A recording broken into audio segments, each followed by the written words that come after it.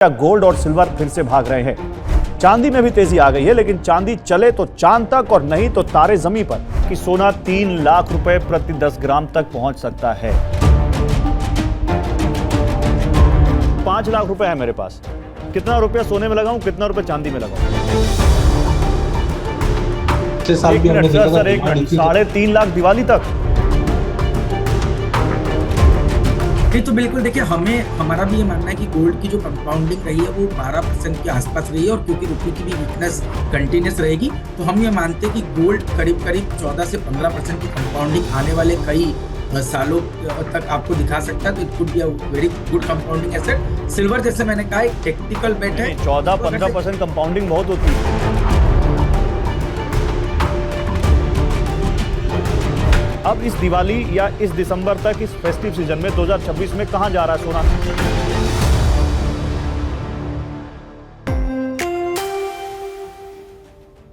क्या सोना फिर से महंगा होने जा रहा है? क्या चांदी में एक बार फिर से बड़ी रैली आएगी? नमस्कार, मेरा नाम है गौरव अग्रवाल और केवल अगस्त में 20 दिन में सोना 15,000 और चांदी 20,000 रुपए महंगी हो चुकी है। और ये इसीलिए यहां पर सवाल है कि क्या गोल्ड और सिल्वर एक बार फिर से सारे रिकॉर्ड तोड़ने जा रहे हैं? यह सवाल अब अचानक फिर से बहुत बड़ा हो गया है, और ये यूं ही नहीं, इसके पीछे कई कारण। एक एक करके उन कारणों पर मैं बात करूंगा और फिर देश के 2 जाने माने गोल्ड एक्सपर्ट से इस पर चर्चा भी करूंगा। आपके लिए टारगेट पूछूंगा, जानूंगा कि दिवाली तक या लॉन्ग टर्म क्या टारगेट उनको दिखते हैं। क्या सोना एक बार फिर से वो सारे रिकॉर्ड तोड़ते हुए जितना अभी हमने देखा था उसके ऊपर जाएगा? क्या उसके आगे भी 3 लाख तक सोना जा सकता है? क्या चांदी 4 लाख के रिकॉर्ड को तोड़ते हुए 5 लाख तक जा सकती है? ये सब पूछूंगा और बेहद सरल भाषा में आपको समझाऊंगा कि अब यहां से गोल्ड सिल्वर में क्या करना है। वैसे मोटे मोटे कारण देखें तो अमेरिका के ऊपर $40 ट्रिलियन का कर्ज है। डॉलर का दूसरी मुद्राओं के बदले कमजोर होना है, जिसको कहते हैं डॉलर इंडेक्स का टूटना।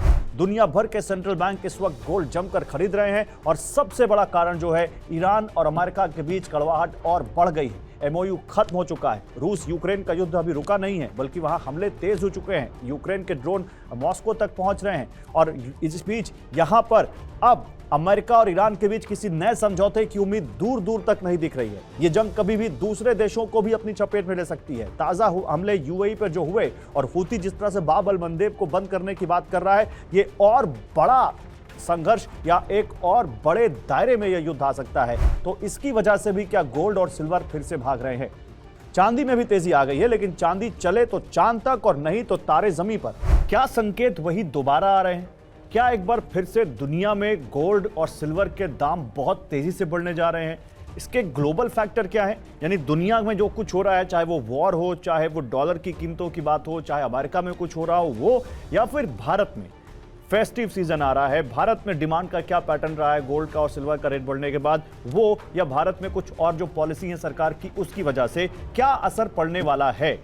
एक आसान भाषा में कहें, एक लाइन में कहें, क्या गोल्ड और सिल्वर, सोना और चांदी फिर बेतहाशा भागने वाले हैं? इस पर बात करने के लिए 2 दिग्गज मेरे साथ हैं, और उन दोनों से आपका परिचय कराता हूं। मेरे साथ देखिए, इस पर बात करने के लिए आशीष चतुर्मोथा हैं, आप managing director end fund manager हैं JPPMS JM फाइनेंशियल लिमिटेड।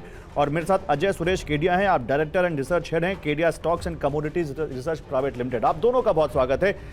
आशीष भाई, देखिए, आप दोनों बिजनेस चैनलों पे जाते हैं, देश के जाने माने बिजनेस चैनलों पे आप बैठते हैं, आपको हजारों लाखों लोग सुनते हैं। मैं आप दोनों से एक रिक्वेस्ट करता हूं, हमारे व्यूवर्स को आप छोड़ दीजिए कि वो बिजनेस चैनल का व्यूवर है। हमारा व्यूवर बहुत जानकार है, लेकिन फिर भी बहुत आसान भाषा में देश की कोई महिला, देश की कोई गृहिणी, देश का कोई बुजुर्ग, कोई सीनियर सिटीजन, कोई युवा, कोई जेनजी आज आपको सुन रहा हो, तो क्या आप उसको ये कहने वाले हैं कि गोल्ड में इन्वेस्टमेंट शुरू कर दो, क्योंकि फिर से सोने का समय, सोने की चमक एक बार फिर से वैसी आने वाली है जैसे अभी कुछ महीने पहले देखी हमने? बिल्कुल। तो देखिए, मैं बिल्कुल इसको आसान भाषा में ही कहने की कोशिश करूंगा कि देखिए, गोल्ड ने पिछले, अगर से आप देखेंगे गौरव भाई, जब से गोल्ड की हमारे पास एक हिस्ट्री अवेलेबल है, और जब हम इसको बाजार से कंपेयर करते हैं, तो एक अच्छी बात है कि गोल्ड ने करीब 11.5-12% की कंपाउंडिंग पिछले कई 25 से 30 सालों में की है, जो कि ऑलमोस्ट मार्केट की, निफ्टी की या सेंसेक्स की कंपाउंडिंग के बराबर है। तो इसका मतलब गोल्ड ने हमेशा हमारे इन्वेस्टर्स को बहुत अच्छे रिटर्न जनरेट किए। पर 2022 के बाद जो एक सिनेरियो बढ़ा, वो एक बहुत ही डिफरेंट सिनेरियो हुआ, जहां पर पे सिर्फ इन्वेस्टर्स नहीं, वर्ल्ड में जितनी सेंट्रल बैंक्स हैं, उन्होंने गोल्ड के अंदर में खरीदारी की। तो एक अगर से डेटा दूं तो 2022 से अगर से आप 2000 अभी तक 26 तक का डेटा देखें तो रफली सालाना 1000 टन गोल्ड की खरीदारी सिर्फ सेंट्रल बैंक्स ने करी, जो कि अगर से इसके 2022 के पहले यही नंबर आप देखेंगे तो ये उसमें भी कोई सेंट्रल बैंक है क्या? जहां तक मेरी जानकारी है चीन ने बहुत ज्यादा खरीदारी की है गोल्ड की और रुक नहीं रहा वो। तो कोई आपके पास जानकारी है कि कौन सा देश है, कौन से देश का सेंट्रल बैंक है?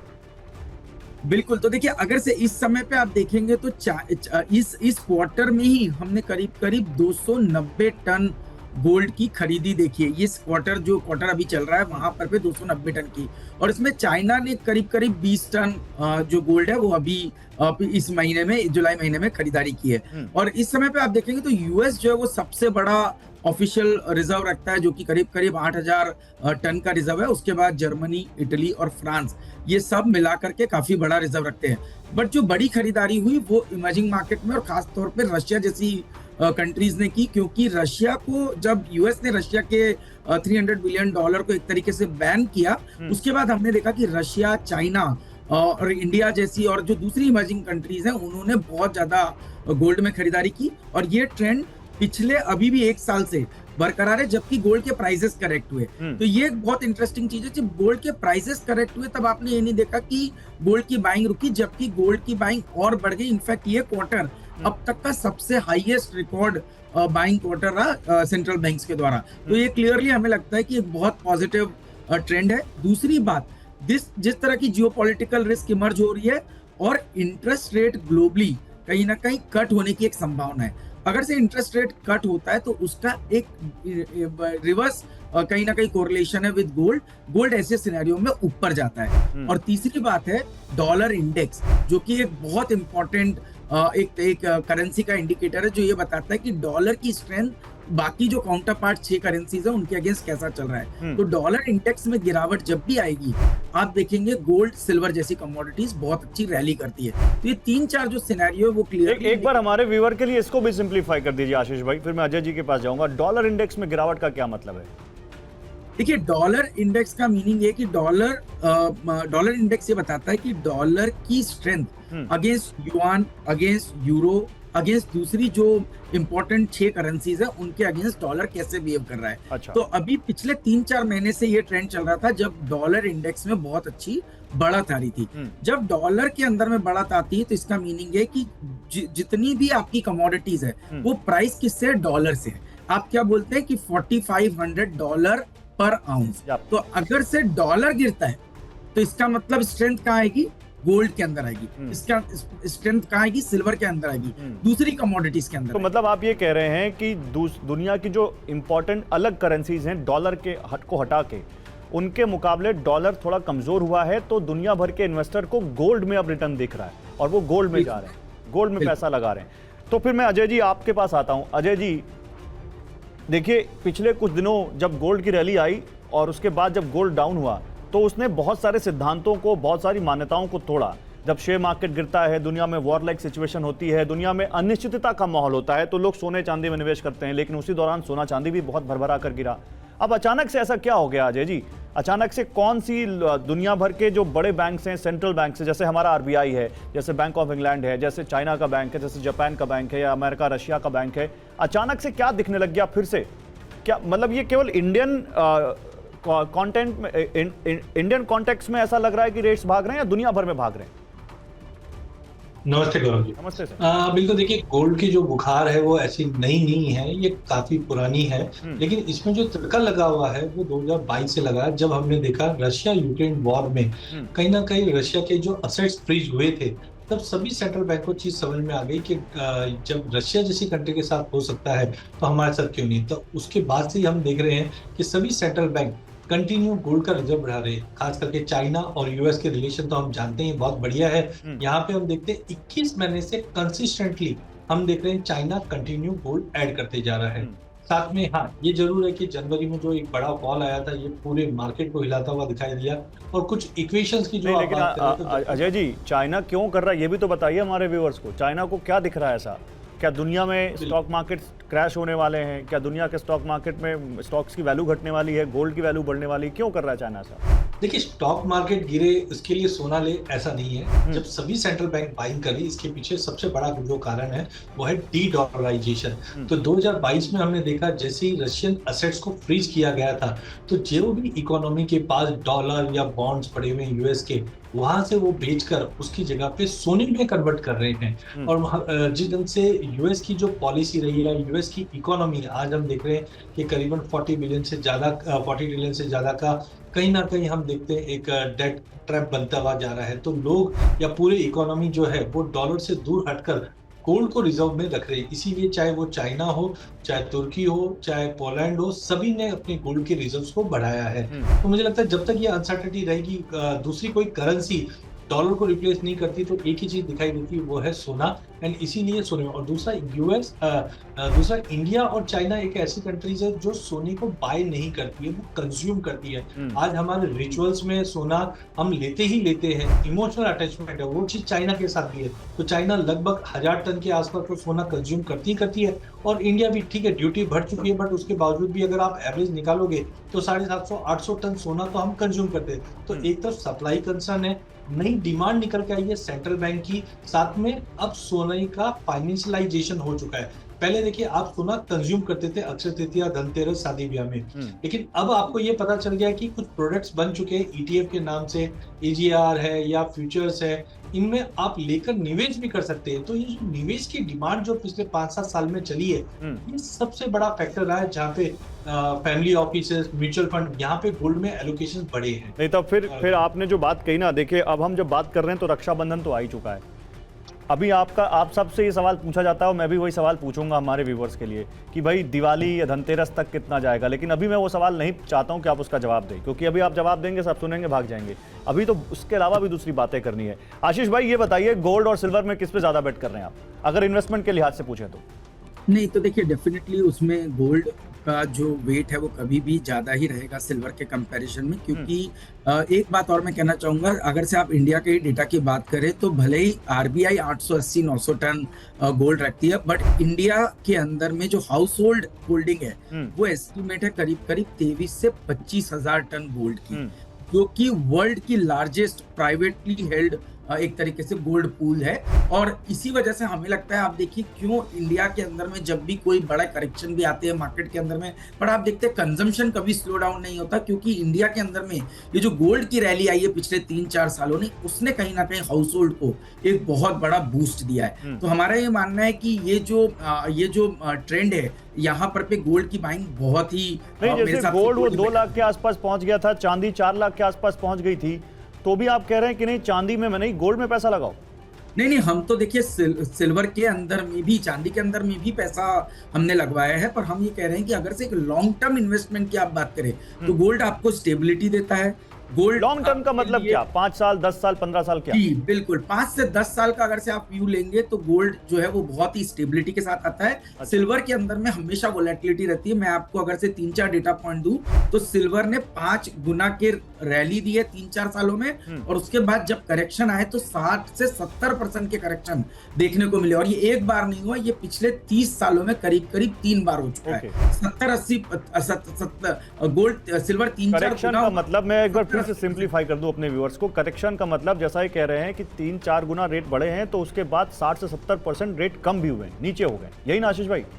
और गौरव भाई, इसको समझने की जरूरत है, अगर से 100 रुपए की चीज आपकी 400 रुपए हुई और 400 का 70% करेक्शन हो गया, यानी मोटा मोटी आप समझिए वो वापस 100-150 के जोन पे आ गई। तो ये काफी स्टीप करेक्शन होता है, जिसकी वोलेटिलिटी को एब्जॉर्ब करना एक इन्वेस्टर के लिहाज से थोड़ा सा डिफिकल्ट होता है। बिल्कुल मुश्किल होता है। नहीं तो फिर उसके बाद अजय जी, अगर यहाँ पर 5 साल, 10 साल, 15 साल का कोई आपके पास चार्ट है क्या कि 5 साल में गोल्ड ने कितना पैसा दिया, सिल्वर ने कितना पैसा दिया, और उस हिसाब से आप लोग आगे क्या अपने जो आपके जो क्लाइंट्स हैं उनको क्या सलाह देते हैं? देखिए, आशीष जी ने ऑलरेडी इसको बहुत अच्छे से बताया कि एक सीएजीआर ग्रोथ अगर हम देखें तो दे ही रहा था 2022 से, तो हमने बड़ा जम देखा, क्योंकि नए फैक्टर्स आके जनरली हम देखते हैं कि एक आधे फैक्टर होते हैं जो सोने को सपोर्ट करते हैं। कोई लड़ाई हो गई, कोई ऐसा विश्वव्यापी कोई चीज हो गई, बट लास्ट 5 साल में आप देखोगे तो वर्ल्ड वॉर में जितनी लड़ाई नहीं थी उससे ज्यादा हमें अभी लड़ाई होते हुए देखे। साथ में हम देखें सेंट्रल बैंक की बाइंग है, डी डॉलराइजेशन, डॉलर इंडेक्स में कंटिन्यू गिरावट है, फाइनेंशियलाइजेशन है, तो ये कंसिस्टेंट बना हुआ है। एक बहुत ही अच्छा इंटरेस्टिंग डेटा मैं आपके साथ शेयर करना चाहूंगा कि क्या ये सोने में जो फॉल आया, ये जंप आया, ये पास्ट में भी ऐसा दिखा है क्या? तो बिल्कुल, अगर मैं 50 साल 60 साल पहले की बात करूं तो कोई रिलेट नहीं कर पाए, बट 2008 और 2022 आपके आंख के सामने है। जब भी कच्चा तेल $100 के ऊपर जाता है तो कहीं ना कहीं ये दिखाई देता है कि कंसर्न्स है। जैसे 2008 में हमने कच्चे तेल को $150 टच किया, पहले 6 महीने तक सोने में गिरावट थी और $640 अक्टूबर 2008 में सोना चलना चालू हुआ इंटरनेशनल में, जो $1920 तक टच किया। आप सोचिए, $600 का 1200 का करीबन $1900, और ये 3-3.5 साल तक की रैली थी। ऐसा ही कुछ 2022 में हुआ जब रशिया यूक्रेन का वॉर स्टार्ट हुआ और कच्चा तेल $130 टच कर जाता है।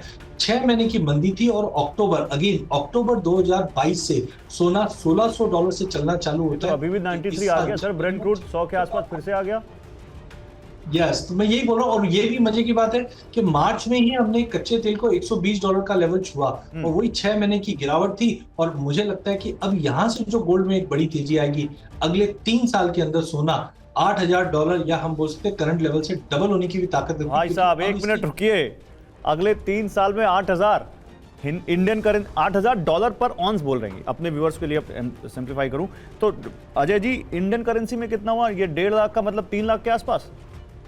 देखिए, इंडियन करेंसी में तो एक हमें प्लस पॉइंट ये भी रहता है रुपए की किस्मत में गिरना ही लिखा है। आज आप देखेंगे 15% तो रुपए की गिरावट आ गई, प्लस ड्यूटी आ गई, तो हम वैसे भी 30% महंगे हैं इंटरनेशनल के मुकाबले। तो मुझे लगता है जो करंट अभी 1,55,000 के आसपास अगर सोना चल रहा है तो आराम से आप मान के चलिए अगले 3-3.5 साल के अंदर डोमेस्टिक मार्केट में रुपया अगर आज भी 95-60 के करीब भी रह जाता है, तब भी मुझे लगता है कि कम से कम 2,80,000 से 3 लाख का लेवल हम 2030 पार करने से पहले 3 साल में, यानी 2029 लास्ट तक अजय केडिया जी की भविष्यवाणी है कि सोना 3 लाख रुपए प्रति 10 ग्राम तक पहुंच सकता है। और ये बहुत बड़ी बात है, और ये बहुत जाने माने दिग्गज अगर कह रहे हैं तो हल्के में नहीं कह रहे हैं। अजय जी कुछ कहना चाहते हैं इसके सपोर्ट में?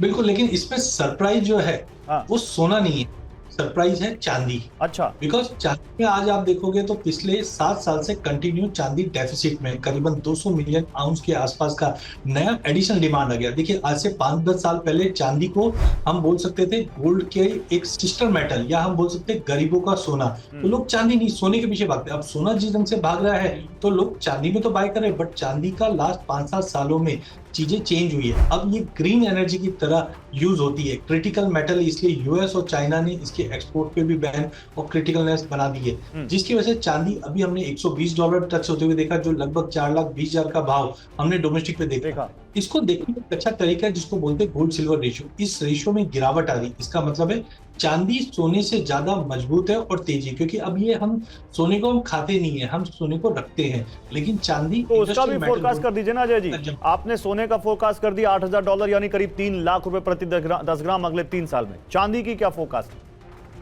देखिए, चांदी इंडस्ट्रियल कंजम्पशन है, वॉलेटिलिटी रहेगी, जैसे अभी हमने 56% का फॉल देखा है, बट मुझे लगता है 2030 से पहले 3-3.5 साल में हम $175 तक का लेवल इंटरनेशनल में, जो करीबन इस वक्त, हाँ, तो करीबन अभी ये $66-65 के करीब है। इंडियन करेंसी की अगर इंडियन रुपी में अगर हम बात करते हैं तो मुझे लगता है कम से कम 5-5.5 लाख तो बैर मिनिमम चांदी होनी चाहिए। 5 लाख रुपए किलो चांदी? बिल्कुल बिल्कुल बिल्कुल, 5 लाख रुपए किलो। आशीष भाई, आपका क्या मानना है इस पे? देखिए, तो सिल्वर में बिल्कुल जैसे इन्होंने कहा कि बहुत बड़ा एक स्ट्रक्चरल डेफिसिट चल रहा है, और आने वाले समय में सिल्वर की जो डिमांड है वो 50,000 टन जाएगी, क्योंकि सिल्वर का यूसेज आप देख रहे हैं, चाहे वो रिन्यूएबल एनर्जी सेगमेंट में हो, ईवी सेगमेंट में हो, सेमीकंडक्टर हो, या हम अभी जो डेटा सेंटर की स्टोरी की बात कर रहे हैं, सभी जगह पर सिल्वर का यूसेज है, क्योंकि उसकी जो कंडक्टिविटी का उसको बेनिफिट है वो सबसे ज़्यादा बड़ा बेनिफिट है, और उसके बाद जो दूसरा बेनिफिट मिलता है वो कॉपर को मिलता है।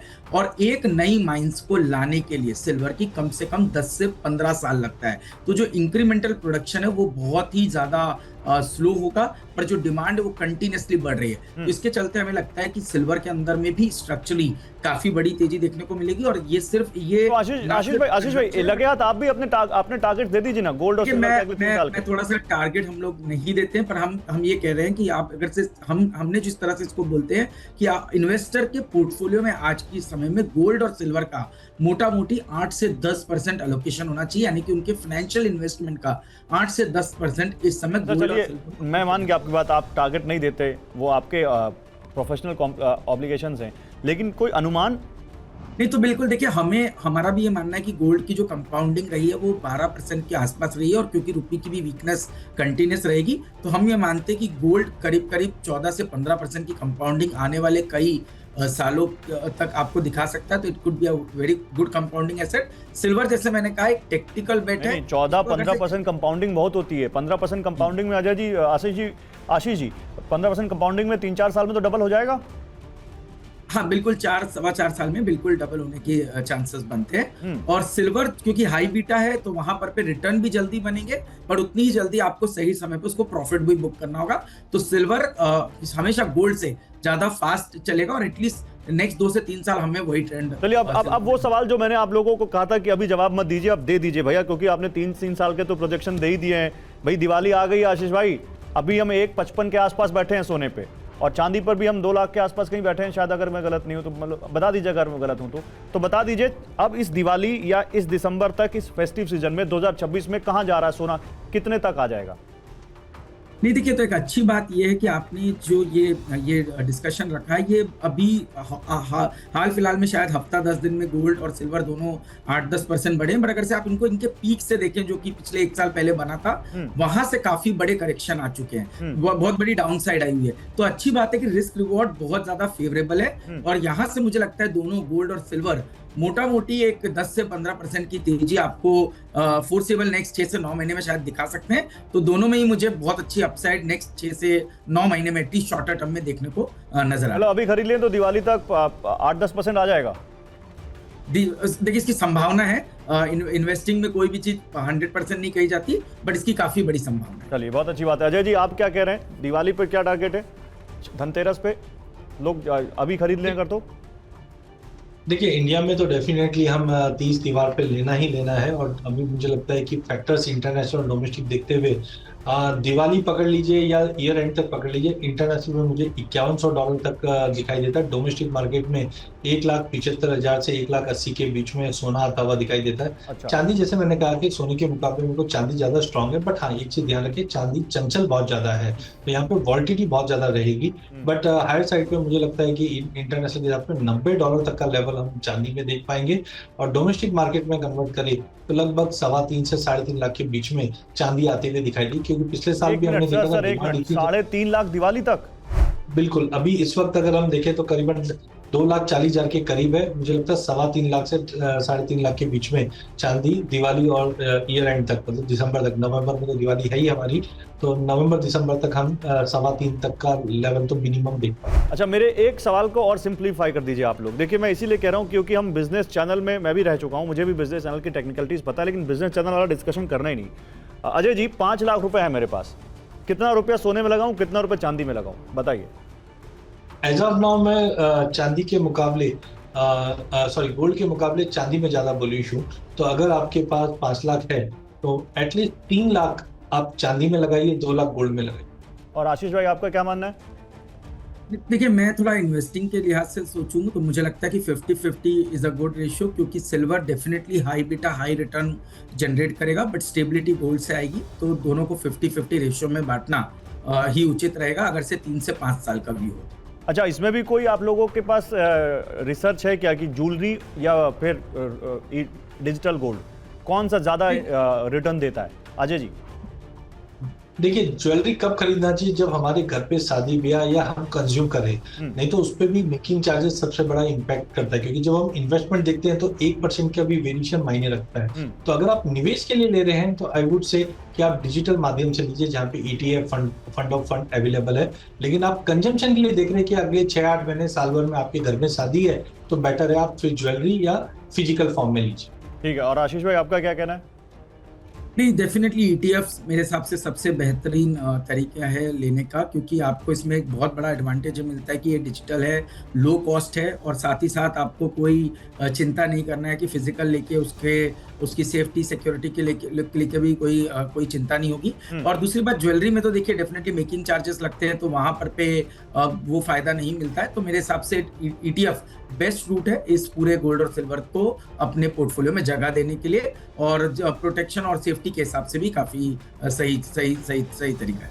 अच्छा, एक सरकार किसी गोल्ड मोनेटाइजेशन स्कीम पे काम कर रही थी, आप लोगों को उसके बारे में कुछ मालूम है आशीष भाई? कुछ पता है? नहीं, बिल्कुल देखिए कर रही थी, और हमने पर इस सबको ध्यान में रखते हुए हमने उसके बावजूद भी हमारा जो कॉल रहा है वो हमेशा ईटीएफ पे रहा है, और हम पिछले 3-4 सालों से हमारे इन्वेस्टर्स के लिए कंटिन्यूसली हमने गोल्ड और सिल्वर के ईटीएफ के अंदर में निवेश भी किया हुआ है। नहीं, मैं वो कुछ और पूछ रहा हूँ अजय जी। ऐसे गोल्ड मोनेटाइजेशन स्कीम थी कि अपना गोल्ड आप बैंकों में रखें, आपको कुछ इंटरेस्ट मिलेगा, ऐसा कुछ था? कुछ पता है इस बारे में कि क्या थी वो स्कीम, कब तक आ सकती? हमने देखा था 2014-15 में गोल्ड मोनेटाइजेशन स्कीम लॉन्च कर दी गई थी। ऑब्जेक्टिव ये था कि हम 1000 टन तक सोना इंपोर्ट करने लगे थे, जो हमारे करंट अकाउंट डेफिसिट पे इंपैक्ट कर रहे थे। उसी से बचने के लिए, जैसे आशीष जी ने बताया, तो लगभग 25,000 टन तो सोना हमारे घरों में पड़ा है, और लगभग माना जाता है कि 3-3,500 टन मंदिरों में पड़ा। अगर ये सोना और घरों का सोना अगर ये वर्किंग कैपिटल के तौर पर आ जाता है, तो कहीं ना कहीं करंट अकाउंट डेफिसिट का कंसर्न हमारा काफी हद तक कम होगा। इसीलिए गवर्नमेंट ने कहा कि आपके पास जो सोना है वो मोनेटाइज कराइए, उसके ऊपर आपको बेनिफिट्स भी मिलेगा। लेकिन आप ये देखिए, इंडिया में जब सोना हम बाय करते हैं, इसके पीछे इमोशन है, कोई नहीं इसके रखता पीछे सर, रिचुअल है, कोई नहीं देगा, कोई भी इस पे कोई नहीं देगा सर, कोई नहीं देगा कि मेरा सोना ले लो। बहुत कम लोग होंगे, खासकर लेडीज। आपको लगता है अपना सोना निकाल के देंगी, जाके बैंक में रख दो, मोनेटाइज कर? हमने तो जो सोना ज्वेलरी घर वाली को दिलाया है, वो आज तक कभी वापस हमने देखी ही नहीं। तो वापस मांगे क्यों रहे हो सर आप? आपको तो दिलाना है। और बिल्कुल, मुझे लगता है इसी कारणवश ये स्कीम ज्यादा नहीं चल पाई। लेकिन अगर ये होता है तो बहुत ही अच्छा होगा, क्योंकि आज आप देखिए, हम गोल्ड का जो इंपोर्ट है वो बंद नहीं होने वाला। रिफाइन के अभी हमने रेट्स भी बढ़ते हुए देखे, 15% के आसपास इंपोर्ट ड्यूटी होती है, पर फिर भी देखिए इंडिया का जो रिचुअल है और जो हम बोल सकते हैं फील है गोल्ड के लिए, वो कभी कम नहीं होगा। वो सेंटिमेंटल और इमोशनल वैल्यू जो है उसके साथ जुड़ी हुई है हमारी। मैं बिल्कुल इस बात को समझता हूँ। अच्छा, मुझे अब कुछ और पूछना और ब्रॉडर प्रोस्पेक्ट में पूछना है। मुझे ज़्यादा टाइम नहीं लूंगा मैं। आशीष जी, मुझे मालूम है आपको जाना है। आशीष भाई, दुनिया में वॉर 4.5 साल से चल रही है। एक वॉर अभी हम देख रहे हैं फेब से शुरू हुई है, जो अभी तक खिंच गई है। अच्छा, और उस समय भी गोल्ड की रैली आई और गोल्ड नीचे आया। अचानक से क्या बदल गया जो एकदम से गोल्ड फिर से आगे और सिल्वर आगे बढ़ने लग गया? जी, तो देखिए, एक तो पहले गोल्ड की रैली बहुत बड़ी पिछले 3-4 सालों में आई थी, और उसके बाद हमने देखा डॉलर इंडेक्स में बढ़त आ गई थी। साथ ही साथ बॉन्ड यील्ड्स, यूएस की बॉन्ड यील्ड ने मोटा मोटी 4.5 के आसपास चले गई। तो आप ये सोचिए कि आपके पास एक एसेट है जहां पर आप 100 रुपए डाल रहे हैं और उस पर आपको 4.5% रिटर्न मिल रहा है, और दूसरा एसेट है गोल्ड जिसमें आपको कोई रिटर्न नहीं मिलता है। जो ये आपको जैसा पड़ा है क्वांटिटी वैसी ही रहेगी, आपको कोई इस पे रिटर्न नहीं मिल रहा है। तो आप ऐसे समय पे इंटरेस्ट बियरिंग, यानी कि ऐसे एसेट में जाएंगे जहां पर आपको अच्छा खासा। मैं पूछ रहा हूँ, सारे सिनेरियोज वही हैं, तो क्या गोल्ड ने इन सारे सिनेरियोज को डिस्काउंट कर दिया है क्या? अब उससे कोई फर्क नहीं पड़ता? चेंजेस हुए गौरव भाई। अब जो है जाकर के अभी जो यूएस के फेड के जो नए चेयरमैन हैं, उसके बाद एक नई अनसर्टेनिटी हमें देखने को नजर आई, और ये लग रहा है कि यूएस में रेट कट्स आने वाले। अच्छा, और इस रेट कट की एक्सपेक्टेशन के चलते गोल्ड के अंदर में उछाल आई, क्योंकि जैसे ही इंटरेस्ट रेट घटेंगे, लोग बोलेंगे कि भाई गोल्ड जो कि भले ही कम, जिसमें कोई इंटरेस्ट नहीं मिलता, वो ज्यादा फेवरेबल दिखना शुरू हो जाता है। मान लीजिए इंटरेस्ट कट नहीं हुआ तो देखिए, उसमें हो सकता है कि शॉर्ट टर्म में आपको डेंट मिले। पर मैंने क्यों बार बार गोल्ड को सेफर एसेट कहा, क्योंकि इस समय पे world wide central banks buy कर रहे हैं, जिसकी वजह से अगर से शॉर्ट टर्म में करेक्शन या थोड़ी सेलिंग आ भी गई तो बड़ी सेलिंग नहीं आएगी, क्योंकि सेंट्रल बैंक्स कंटिन्यूअसली सपोर्ट देने के लिए आएंगी, क्योंकि वहां पर से बाइंग इंटरेस्ट हम देख रहे हैं। जैसे मैंने आपको कहा, ये क्वार्टर ऑलमोस्ट 290 टन की गोल्ड की बाइंग और अक्रॉस सेंट्रल बैंक्स ने किया है। तो ये शॉर्ट टर्म डेंट आ सकता है, बट इसलिए लॉन्ग टर्म में गोल्ड हमें काफी पॉजिटिव नजर आता है। ठीक है, एक आखिरी सवाल अजय जी आपसे। 2026 तो लगभग आधा निकल चुका है, क्या 2026 के अगले हाफ की कहानी गोल्ड और सिल्वर होने जा रहे हैं? बिल्कुल, देखिए, आज कोई भी एसेट क्लास देख लीजिए आप। वैसे तो देखो, इंडिया में क्रिप्टो बैन है, लेकिन क्रिप्टो में 50% का फॉल है, इक्विटी के वैल्यूएशन बहुत ज्यादा है, ये जो कोरिया में हुआ उसके बाद तो डर का माहौल बना, 3 साल से इक्विटी नहीं चला है, प्रॉपर्टी वैसे भी स्टैग्नेंट है, बचा कहाँ पे? सोना चांदी। और अभी भी लग रहा है कि जो जियोपॉलिटिकल टेंशन, सेंट्रल बैंक, तो यहाँ पे मुझे लगता है फर्स्ट हाफ में जो करेक्शन है बहुत ही अच्छा करेक्शन हो गया, इससे जो ओवर लिवरेज पोजीशंस थी वो मार्केट से हट चुकी है और एक्चुअल बायर चाहे वो ETF में हो चाहे फिजिकल में हो वो आने स्टार्ट हो गए। तो मुझे लगता है सेकंड हाफ जो रहेगा वो सोने चांदी का रहेगा। अजय जी और आशीष जी, आप दोनों बारी बारी से, पहले अजय जी आप दोनों को डिस्क्लेमर देना चाहें तो दे सकते हैं। नहीं तो देखिए बिल्कुल पहले अजय जी दे दें, फिर आशीष जी आप दे दीजिएगा। पहले अजय जी। बिल्कुल गौरव जी, आज हमने डेरिवेटिव प्रोडक्ट जो ट्रेड होते हैं गोल्ड सिल्वर उसकी हमने डिस्कस किए। वहाँ पे पर्सनली डेरिवेटिव में मेरी कोई पोजीशन नहीं है, बट मेरे क्लाइंटों की हो सकती है। बट ध्यान रखिए, कभी भी जब आप निवेश करते हैं तो सेबी रजिस्टर्ड फाइनेंशियल एडवाइजर की सलाह लेकर ही निवेश करें। और आशीष जी आप?